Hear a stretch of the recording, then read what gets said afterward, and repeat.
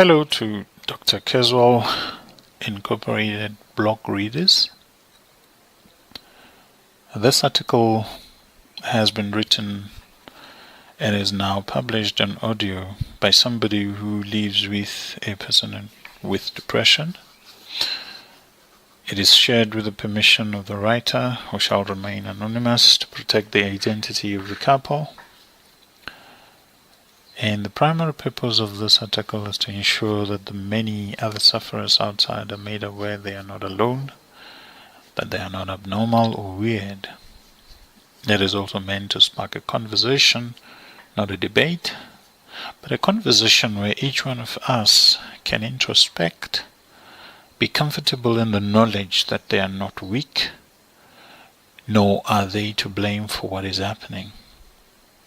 Depression is real and can be managed, only if one is aware of the many avenues available to manage it. I read as a quote by the writer of the article. My name shall remain anonymous. Safe to say that our treating doctor knows us and has been treating us for a while. Yes, us. Not him. Not him alone, even though he takes the brunt of the pain from the depression. I am sure that many were thinking that the writer is male, supporting a female partner, more so that Dr. Nkuna is reading this. No, I am a lady of the house, and I'm supporting my male partner that suffers from depression. We've been together for 5 years. We don't have kids of our own, but my partner has an adorable baby girl from a previous relationship. She often spends time with us, especially during the holidays. He has a master's degree in management. Yes, the so-called MBA, the so-called divorce course, as many people would call it. He's seen by his peers as a successful person, financially stable, and by many others. In their standards, he's seen to be rich.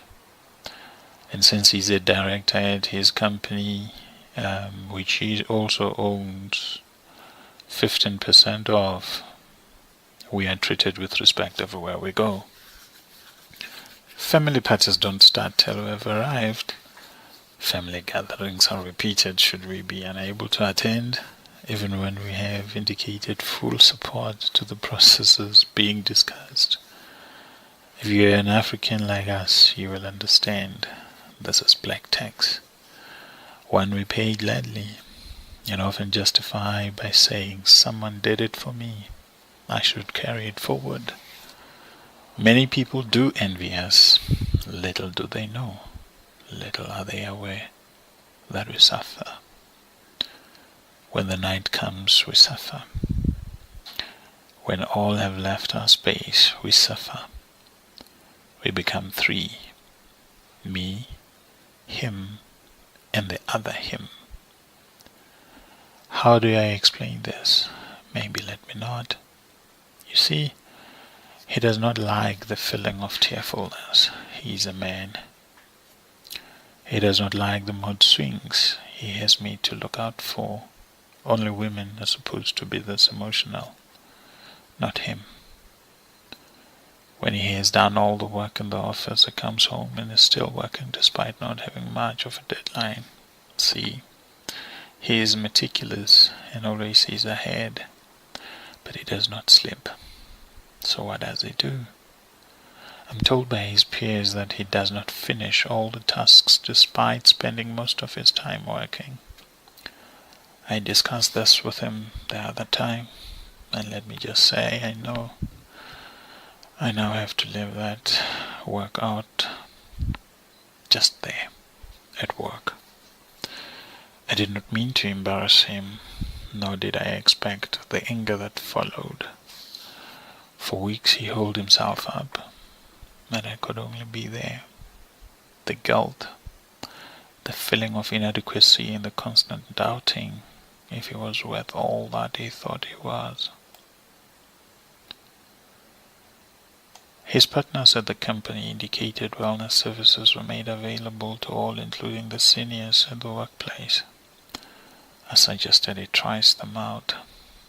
I got a look and silence. I've yet to know what happened. He got home in a state one time and went straight to bed. For the next few days, he did not come out.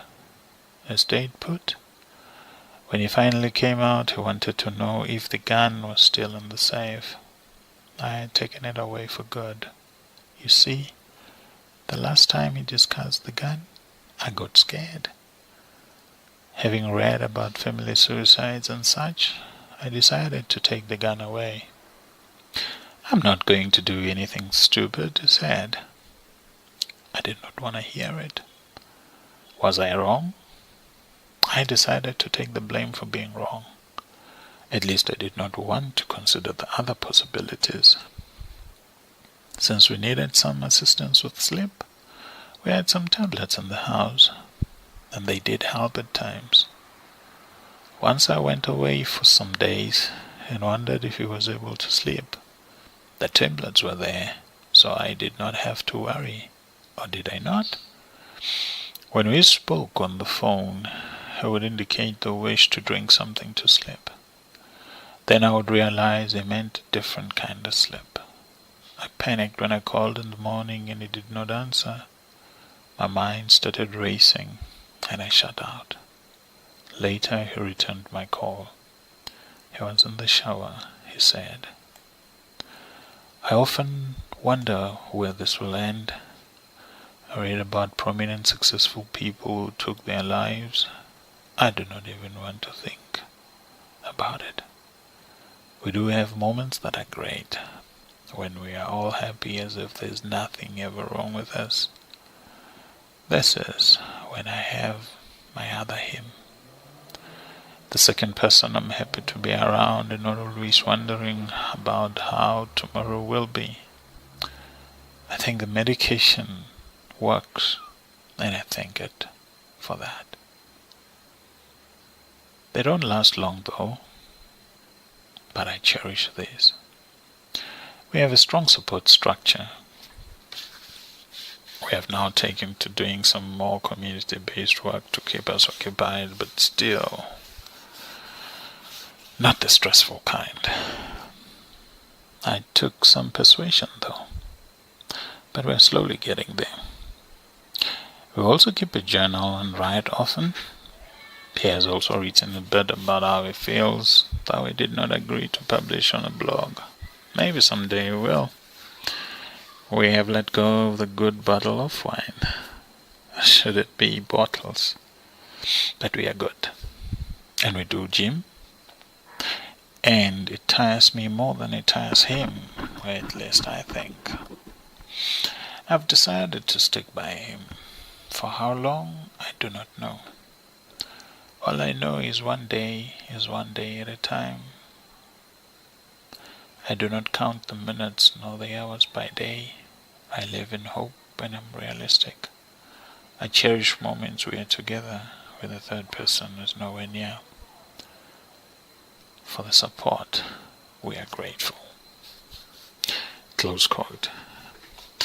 This letter has been shortened for purposes of making it easily readable on the blog.